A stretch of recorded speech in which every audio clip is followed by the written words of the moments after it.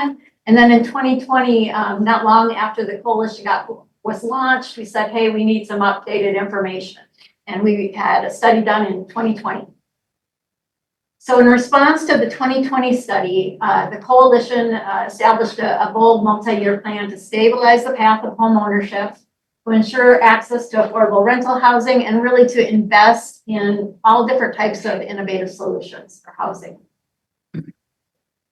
And in developing that plan, the coalition really looked at what were the gaps in the housing study, both from what we heard in the study and what we heard in the community, and developed this blueprint of priorities that all of our funding is based on. So to increase affordable home ownership, increasing BIPOC home ownership. You know, we still have one of the worst rates of BIPOC home ownership in the nation. I think we're the fifth worst. We want to increase our senior housing options, all types of senior housing options, increase rental housing for folks 50% or below area median income. In Olmsted County right now, area median income is $125,600 at 100%. So 50% of that would be $62,800. And then preserve the housing that we already have in the community. And so what we learned in reviewing the study and the numbers is that our collective impact really has made a difference. Since 2020, the coalition has invested $20 million, creating and preserving 1,154 homes. And then in partnership with coalition partners and other community stakeholders, we've launched 20 programs and policies to really streamline and incent affordable housing in the community. We also know there's been unprecedented investments from the state of Minnesota for DMC and Mayo Clinic's recent announcement. And that has really garnered the attention of folks all around the nation and brought them to the table for a pipeline of new projects. Something that even when I started 3 years ago, you know, it's increased exponentially. I can't even tell you the number of calls I get even in the last 18 months versus what I had gotten before. And then the exciting piece is, and looking at the numbers, is that despite the fact that the area is growing, we've been able to decrease by 26% the need for the demand for affordable housing. A little bit of information about the study itself. So there are 7 study submarkets, and for folks that want to compare 2014, 2020, and to this most recent 2025 study, just so you know, it's not exactly apples to apples, because what happened was for this particular study, we added the Chatfield submarket, and then we moved Pleasant Grove Township into the Stewartville submarket. And then we also are getting information on the downtown and Destination Medical Center district. As you see on the right-hand side, that map there, the DMC analysis area, this is based on census blocks, and they're not perfect perfectly aligned with the DMC outline, but it's pretty close. What have we seen for demographics? One thing was interesting for me is that 80% of our total growth in Olmsted County is right in the city of Rochester. Seniors, this is no surprise, is really driving our growth. And the growth in the DMC district has been 52%. Our growth expected countywide is 10%. And another thing that's really changed, and you know, when we talk about growing up, things have definitely changed from the time we're growing up. We've got 64% of our households are 1- and 2-person homes now. And so that we have, you know, a lot more seniors, we have a lot more never nesters, we have a lot more empty nesters than we've ever had before. Again, we are in a growth economy here in Olmsted County, and we're fortunate compared to some of the very much surrounding counties that are not growing, and like some folks were talking about. Some of those other counties are losing younger people that are not coming back and moving into bigger areas. So we're fortunate in that we have this growth. The projections are showing an additional 15,000 jobs before 2032. And again, Destination Medical Center and Mayo Clinic are really catalyzing, bringing folks to the community and the growth. So our multifamily rental housing demand through 2035, 65% of our demand is for market rate. 25% affordable housing and about 10% for subsidized. And the difference here between subsidized and affordable housing, subsidized is restricted to households earning at or below 30% AMI, whereas the affordable housing is all based on contract rents. It could be 30% or below, it could be 50% or below, it could be 60% or below AMI. But those are based on contract, not restrictions as who can occupy them. The rental market inventory and vacancy rates, in the 2020 study, our vacancy rate overall was 4.4%. Now we're down to 3.1%, so it's even lower. The very lowest of the vacancy rate are those deeply subsidized apartments, the ones that are most difficult to maintain and build at 1.2%. So a lot of these are your low-income housing tax credit projects, Section 8 projects, the county housing that they have available. Very, very low vacancy rates. Affordable is at 4.5%. Market rate is at 2.9%. But again, I would have people think about the fact that this is really a moving target in that, you know, it's close to 8% vacancy rate with all properties. There's just a bunch of lease ups and they've excluded all of those. So again, it's a snapshot in time.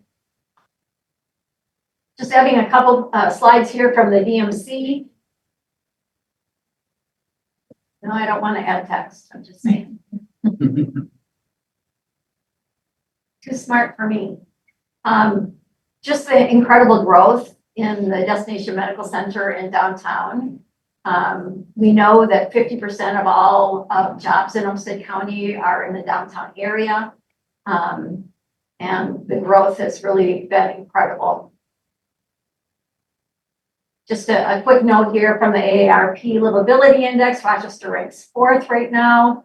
And part of that is because of the housing category. Despite the fact that we are getting closer to catching up to lower to monthly housing costs in the Twin Cities, we're still not there yet. We do have lower monthly housing costs than Minneapolis and St. Paul. So what are the positive trends we've seen in the study? 5,000 new rental units have been added since 2020. So in the last 5 years, there's been a 31% increase in active rental licenses. And now we have over 2,500 units, and this is total including homes. But right now, 2,500 units overall, all different types of homes, household sizes, based on that, that interest from developers regionally and nationally across the country. Again, the most important piece is we have been, despite our growth, been able to decrease the demand for affordable rental homes from 2020 to 2025 to by 1,248 units. Is there a question? I was wondering if you those were, I know the Maxfield's a bigger domain, and I didn't know if you were doing Olmsted, Rochester, this or is bigger Olmsted. domain. Yeah, this is Olmsted. Thank you, I missed it. No, ask questions along the way if you have other questions. But Joe, there's more to follow. Yes, yes, much more to follow, yes. And so what we do know as well, though, is that we have a lot of work to do because 24% of our households in Olmsted County earn $50,000 or less. And with $50,000 a year, many can't even afford a one-bedroom apartment in Rochester. And that's why many of these folks are living in Claremont and Dutch Center and wherever they can find that has cheaper rent. What was really shocking to me is how much market rates went up in the last 5 years, and most importantly, affordable rents. Market rates went up 17%, affordable rents went up 41% in the last 5 years, which seems pretty inconceivable. But that has really impacted folks being able to find a place to live as well. The single family for sale home demand, we know that we still have a limited lot supply. Our demand for single family homes is 5,000. And we know again that those homes that are most in demand are those entry-level single-family homes, but they are also the most difficult to build right now. It's interesting to see that the city of Rochester, so of single-family homes, the city of Rochester, 68.5% is the demand. Byron is 8.2%, so pretty high. Stewartville and the surrounding areas too are definitely a place for single-family home demand as well. So for single-family home ownership, there is a significant number of subdivisions on the horizon. I know we talked about a little bit about Lennar. I had spoke with them a couple weeks ago. They're doing a project in Pebble Creek to build 1,000 homes. And I know we heard about that a couple of months ago. 300 of those homes of the 1,000 are going to be less than 426,000, but 1,000 homes on the horizon, just with Pebble Creek. Our demand for single family homes has also decreased by 806 homes. And again, one of the things that we've been seeing is because of the cost, especially of lots and the cost of construction, there's been a focus on smaller parcels and creating some innovative housing models. So multifamily for sale demand. So this would be our twin homes, villas, detached townhomes, side-by-sides, row homes. Demand for over 2,000 of these type of homes. And actually the demand for the multifamily homes has went up. Just slightly, I believe 44 homes or something like that, but this demand is higher. Jo Marie, Yes. I have a question for Mike. Mike, you just put a new subdivision in out like Gibbs, got approved. Is that gonna be the Harvest View concept going west? No, it's Harvest West and they're twin homes. And it's a 55 and over community. So it's gonna be similar to what you have south of Gibbs, but it's gonna be west of Gibbs?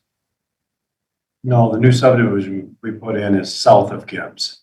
But you just got one approved the other night. Oh, our next Harvest View 8, single family homes. Like these, No, bigger. bigger. Yeah.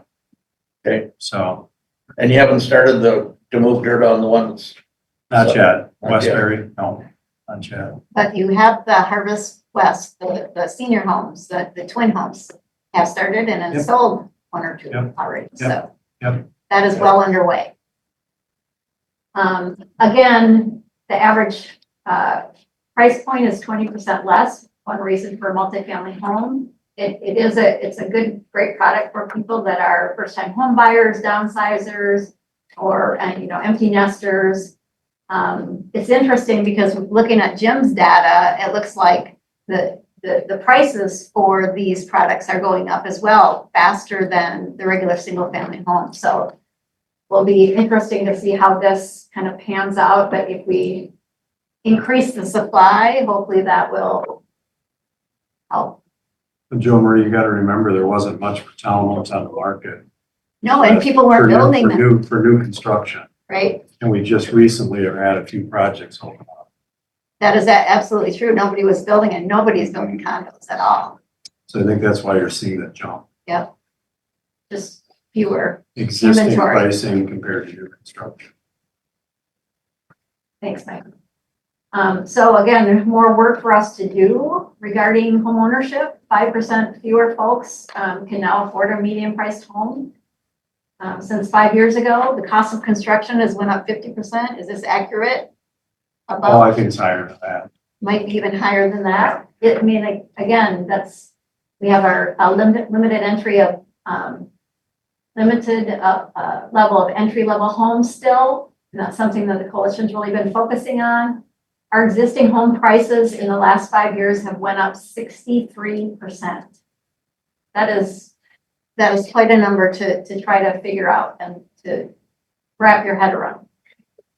Most listings are $500,000 or more. And one of the biggest pieces that has happened is that we have this lock-in effect, right? So we have many folks, 75% of mortgages are locked in under 5%. And many of those are 2.5% or 3% or 4%. So those folks that have those low lock-ins, they're not moving. They're not downsizing. They're not moving into the next step up home. And that's definitely causing issues.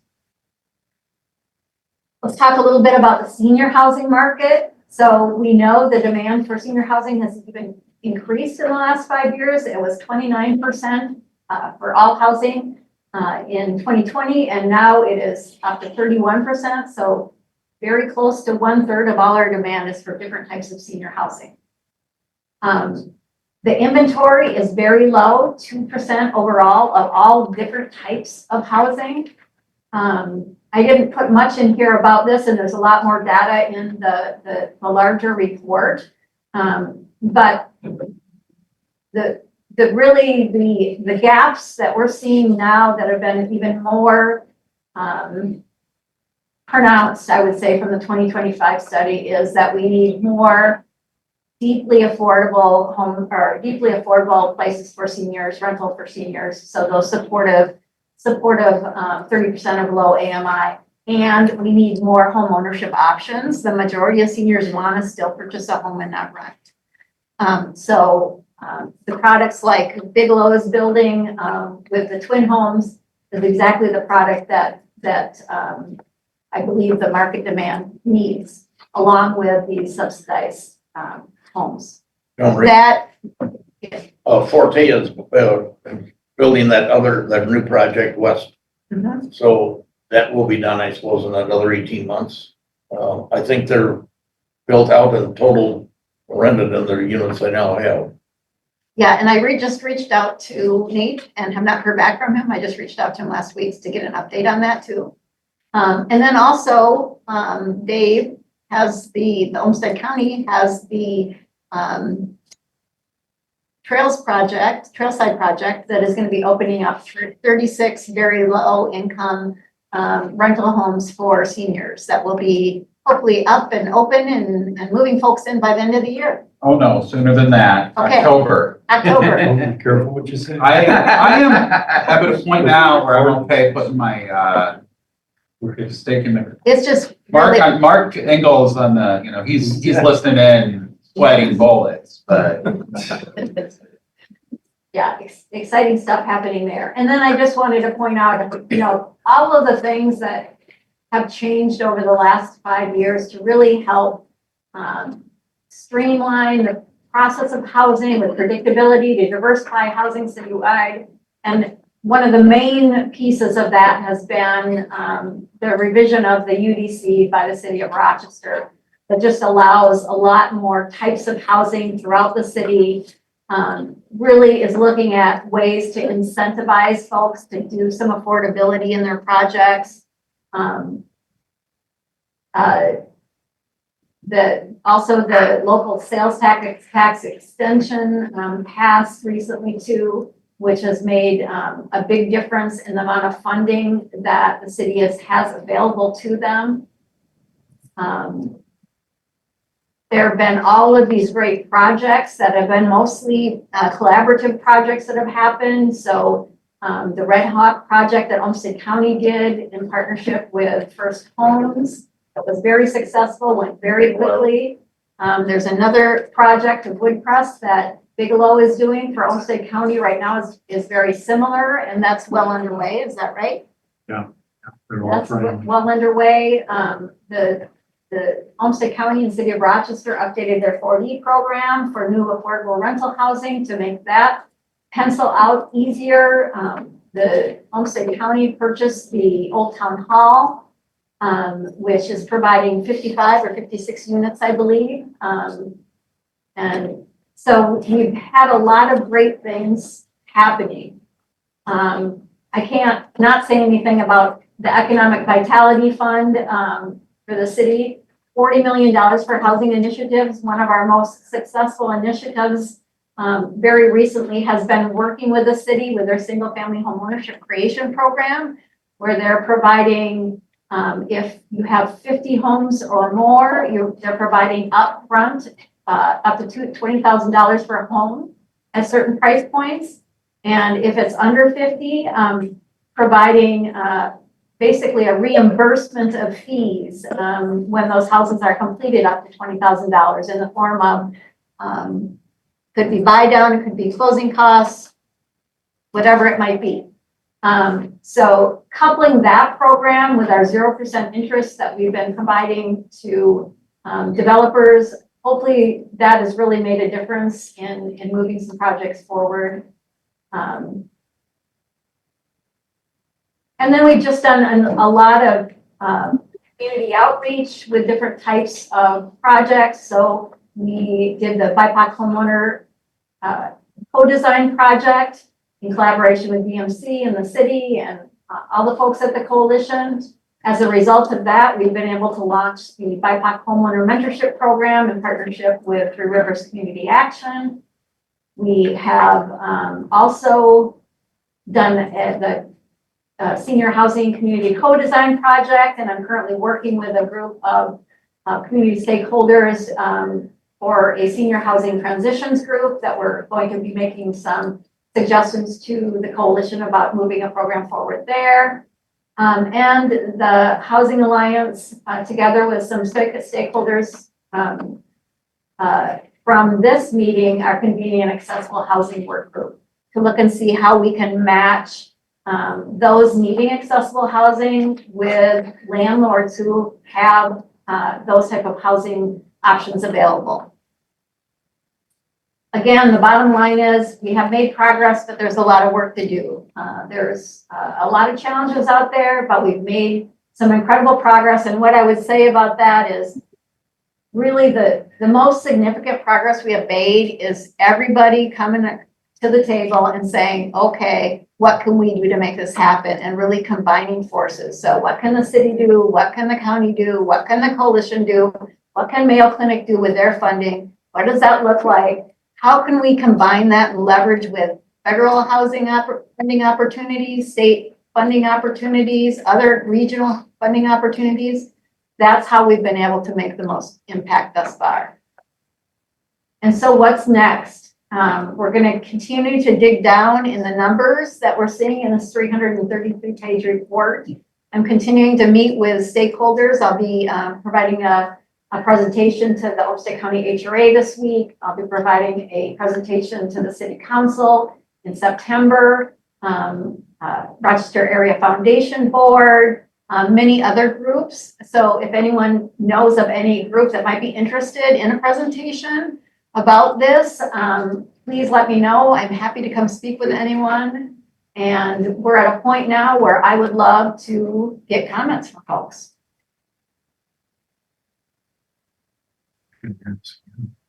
Yes. How many times are you going to hear this?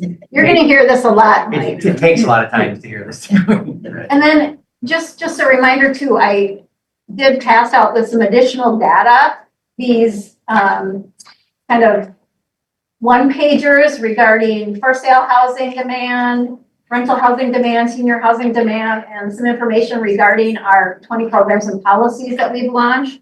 And for folks online, I will get you copies of those one-pagers as well. So just initial thoughts by what you're hearing in the community about what the data is showing us.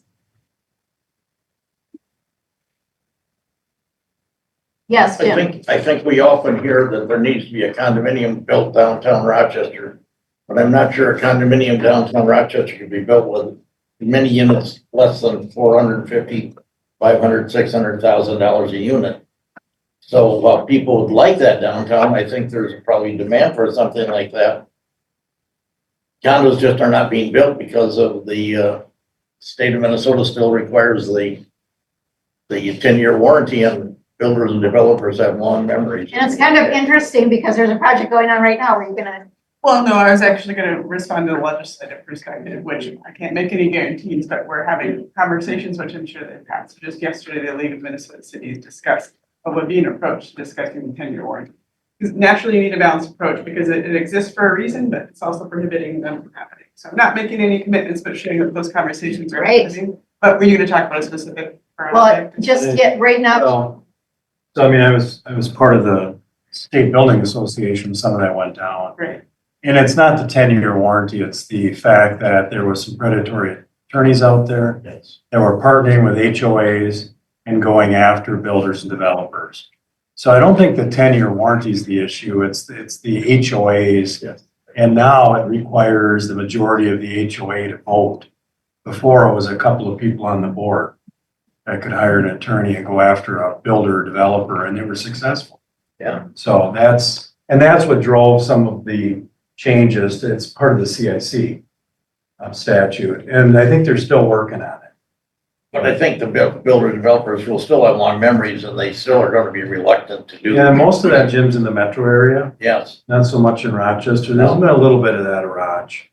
But a lot of it was the metro area and the metro developers. yes, You know, the fact of the matter is condos are more expensive to build single-family detached. absolutely. And it's typically in a location like downtown where the land is extremely expensive. So, and the type of construction, when you go vertical like that, is much more money than what we can do as a, you know, I'm of course plugging our, because we don't do condos, but it's just more efficient to build as a single family or an attached smaller townhome type product.